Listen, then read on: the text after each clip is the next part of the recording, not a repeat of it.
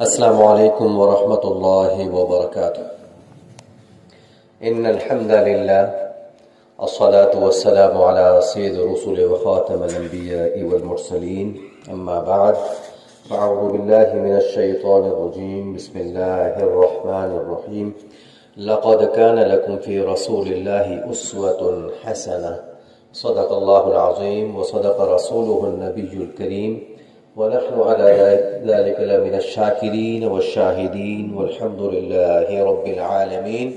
إن الله وملائكته يصلون على النبي، يا أيها الذين آمنوا صلوا عليه وسلموا تسليما، اللهم صل على محمد وعلى آل محمد كما صليت على إبراهيم وعلى آل إبراهيم إنك حميد مجيد، اللهم بارك على محمد وعلى آل محمد كما باركت على إبراهيم وعلى آل إبراهيم إنك حميد مجيد۔ انتہائی قابل صد عزت و تکریم میرے بزرگ اور نوجوان دوستوں، صاحب و ساتھیوں، آپ حضرات کے سامنے میں نے اللہ رب العزت کی لاریب کتاب مقدس، کتاب ہدایت میں سے ایک آیت کریمہ کا ایک حصہ تلاوت کیا ہے۔ اللہ رب العزت کی بارگاہ میں دعا ہے کہ اللہ تبارک و تعالی مجھے اس آیت کریمہ کی روشنی میں حق اور سچ بیان کرنے کی توفیق نصیب فرمائے، اور پھر ہم سب کو اس پر عمل کرنا آسان فرمائے۔ شاعر نے کہا، بدلا ہوا تھا رنگ، بدلا ہوا تھا رنگ گلوں کا تیرے بغیر، بدلا ہوا تھا رنگ گلوں کا تیرے بغیر، ایک خاک سی اڑی ہوئی سارے چمن میں تھی۔ مطلب اس کا یہ ہے کہ اے نبی صلی اللہ علیہ وسلم، جب آپ تشریف نہیں لائے تھے تو کائنات کی وہ بہار نہیں تھی، بدلا ہوا تھا رنگ گلوں کا تیرے بغیر، آپ کے آنے سے کائنات کے اندر بہار آ گئی۔ اللہ اکبر۔ آپ تشریف نہیں لائے تھے، لوگ سوئے ہوئے تھے، آپ تشریف لے آئے، لوگ جاگ گئے۔ یہ سونا اور جاگنے کا کیا مطلب ہے؟ بڑی گہری بات ہے۔ سوئے ہوئے سے مراد یہ تھے کہ اللہ سے غافل تھے، بتوں کو پوجا کرتے تھے، اپنی بیٹیوں کو زندہ درگور کیا کرتے تھے، سوئے ہوئے تھے، شراب پیا کرتے تھے، سوئے ہوئے تھے، جھوٹ بولا کرتے تھے، سوئے ہوئے تھے، منافقت تھی، سوئے ہوئے تھے۔ لیکن جب سرکار دو عالم صلی اللہ علیہ وسلم تشریف لے آئے تو پھر کیا ہوا؟ پھر جھوٹ کو چھوڑ کر سچ بولنے لگ گئے، جاگ گئے۔ پھر اپنی بیٹیوں کی عزت کرنے لگ گئے، جاگ گئے، بیدار ہو گئے۔ پھر شرک کے اندھیاروں سے نکل کر ایک وحدہ لا شریک کو ماننے لگ گئے، جاگ گئے۔ اللہ اکبر۔ یہ ہے فرق۔ بدلا ہوا تھا رنگ گلوں کا تیرے بغیر، ایک خاک سی اڑی ہوئی سارے چمن میں تھی۔ اور پھر کسی نے کہا، تھکی ہے فکر رسا مدح باقی ہے، غرق تمام ہوا مدح باقی ہے، تمام عمر لکھا مدح باقی ہے۔ کہ یا رسول اللہ صلی اللہ علیہ وسلم، وہ آخر میں یہ جو شاعر جس کا میں نے شعر پڑھا ہے مدح باقی ہے، انہوں نے اپنی زندگی میں 40,000 اشعار لکھے ہیں۔ 40,000 اشعار میں جو یہ آخری شعر ہے، یہ تمام اشعار کے اوپر گویا ویٹ رکھتا ہے۔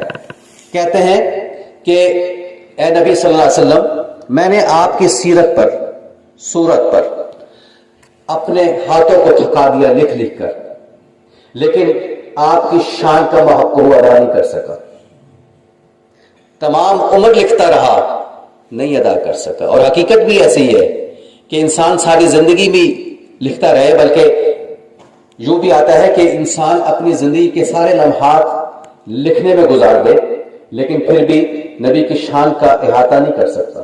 اللہ اکبر کبیرہ والحمد للہ کثیرہ۔ تو کہتے ہیں، تھکی ہے فکر رسا مدح باقی ہے، تمام عمر لکھا مدح باقی ہے، وقت تمام ہوا مدح باقی ہے۔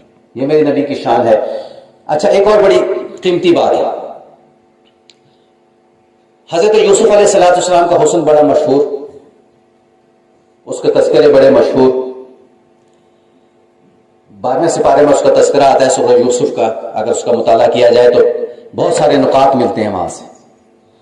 ایک نقطہ میں آپ کو بتاتا ہوں، ایک پوائنٹ بتاتا ہوں، وہ یہ کہ زلیخا کے محل میں زلیخا نے کہا کہ میں ایک ایسے شخص کو جانتی ہوں جو حسن میں لاجواب ہے، خوبصورتی میں لاجواب ہے، بے مثال ہے۔ تو اس کی جو کنیزیں تھیں ان سے کہا گیا کہ اگر تم اس شخصیت کو دیکھنا چاہتی ہو تو وہ یہاں سے گزریں گے، تم دیکھ لینا۔ چنانچہ حضرت یوسف علیہ السلام ایک مقام سے گزرے تو پیچھے یہ خواتین تھیں، کنیزیں تھیں، ان کے ہاتھ میں کیا تھا؟ چاقو تھا اور پھل تھے، سیب تھا یا کوئی پھل تھا۔ جب یوسف علیہ السلام وہاں سے گزرے اور جب ان خواتین کی نگاہ پڑی حسن یوسف کو دیکھنے کے لیے تو مدہوش ہو گئی، ہوش نہ رہا۔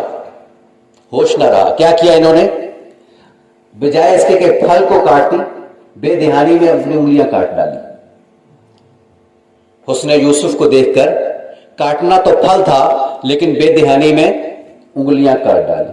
علماء یہاں سے بڑا قیمتی نقطہ دیتے ہیں، کہتے ہیں کہ جس نے یوسف کو دیکھا اس نے پھلوں کی جگہ اپنی انگلیاں کاٹ ڈالی، ایمان نہیں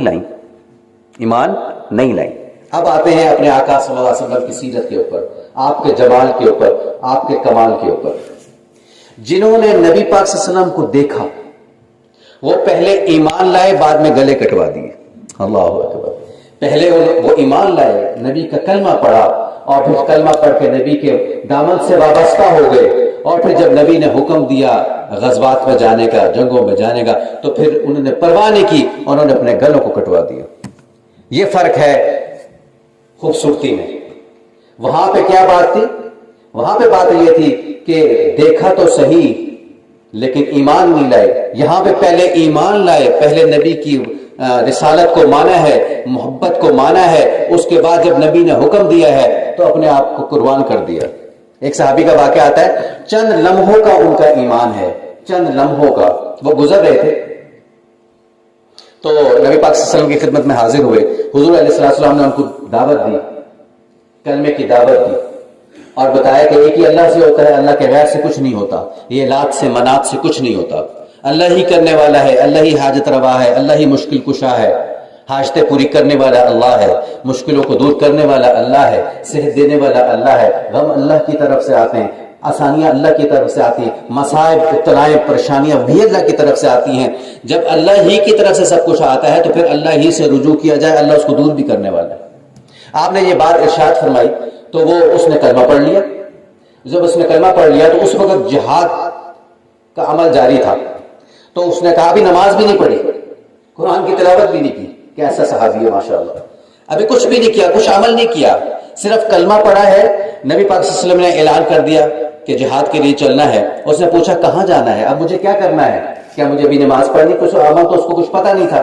تو حضور نے فرمایا کہ ابھی یہ صحابہ میرے جہاد کے لیے جا رہے ہیں، ان کے ساتھ چلے جاؤ۔ چنانچہ وہ ان کے ساتھ ہو گیا۔ تھوڑی دیر میں اطلاع آتی ہے کہ وہ لڑتا لڑتا شہید ہو گیا۔ اللہ اکبر۔ نبی کو اطلاع ملتی ہے علیہ الصلوۃ والسلام، آپ فرماتے ہیں کہ اس شخص نے ابھی کوئی ایسا عمل نہیں کیا، نماز نہیں پڑھی، کوئی ذکر نہیں کیا، کوئی درود شریف نہیں پڑھا، کوئی کچھ نہیں کیا، لیکن اس نے میری رسالت کا اقرار کر کے اللہ کی وحدانیت کو مان لیا ہے اور یہ فوراً ہی جہاد میں چلا گیا اور شہید ہو گیا۔ یہ جنتی ہو گیا، یہ جنت اس کو مل گئی۔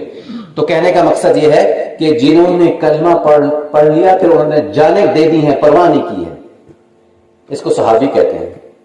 اللہ اکبر۔ اللہ تعالیٰ سے دعا ہے کہ اللہ رب العزت ہمیں ایسا ایمان نصیب فرما دے کہ جب ہمارے سامنے نبی کا طریقہ آ جائے، نبی کی سنت آ جائے تو پھر تمام معاملات، برادری پیچھے ہو جائے، خاندان پیچھے ہو جائے، بیوی کی محبت پیچھے ہو جائے، والدین اگر شریعت کے معاملے میں کسی چیز میں رکاوٹ بنتے ہیں تو ادب کے ساتھ ان کو سمجھایا جائے اور دیکھا یہ جائے کہ میرے نبی کا طریقہ کیا ہے اس عمل میں۔ آج ہم نے اپنی نبی کی سنت کو دیکھنا ہو، نبی کی محبت ہمیں دیکھنی ہو تو ہمیں شادی بیاہ کے اپنے معاملات سے پتہ چل جائے گا، غمی کے معاملات سے ہمیں پتہ چل جائے گا ہم کتنے مسلمان ہیں اور کتنی محبت کرنے والے ہیں اور کتنے ہم حضور کے محب ہیں۔